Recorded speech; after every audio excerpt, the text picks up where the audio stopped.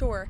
He will call on Democrats in Congress to reopen the Department of Homeland Security. It's despicable that they have shut down this agency that is responsible not just for the deportations of murderers and criminals whom none of you, including Democrat politicians, would want living in your communities, but also FEMA, who is on the ground in the Northeast right now, restoring electricity and power for families who have been impacted by the blizzard. You look at your United States Coast Guard, men and women who are not being paid because of Democrat politicians who have shut down the Department of Homeland Security, the United States Secret Service, which of course is essential to protecting the President of the United States. They just did honorably this past weekend when an armed crazy person intruded at the President's personal property in Florida. These are great men and women who are working around the clock to keep our homeland safe, and it's terrible that Democrat politicians have shut them down. And it is impacting TSA as well, which is why they have been updating the guidance. As for internal deliberations on that, I would defer you to the Department of Homeland Security directly. But of course, there is going to be an impact at airports when you shut down the department that's responsible for funding TSA agents and providing them their paychecks. And it's an unfortunate consequence, and it's completely avoidable if Democrats do the right thing and get these great men and women paid.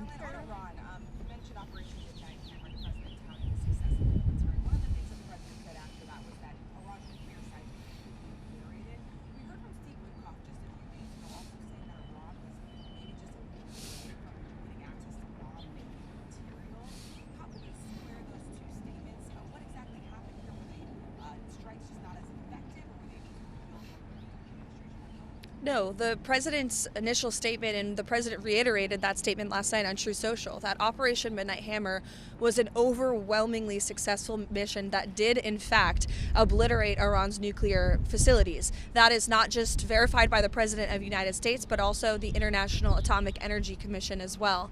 That does not mean that Iran may never try again to establish a nuclear program that could directly threaten the United States and our allies abroad, and that's what the president wants to ensure can never happen again. And just one more note, but with respect to Iran, before I run into my morning meeting, President Trump's first option is always diplomacy, but as he has shown, he is willing to use the lethal force of the United States military if necessary. So it's always, the president is always the final decision maker around here. And I've seen a lot of sensationalist reporting over the past day that is just completely untrue. And anyone speculating to the media, hiding behind an anonymous source, pretending to know what President Trump is thinking or a decision he will make with respect to action against Iran has no idea what they're talking about.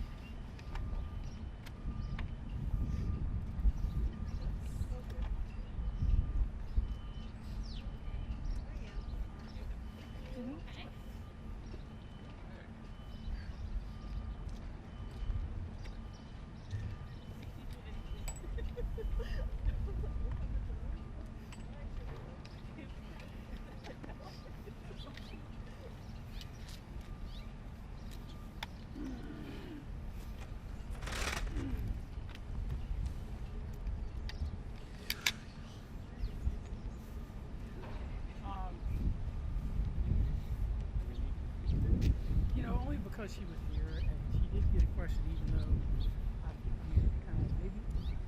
What do you think?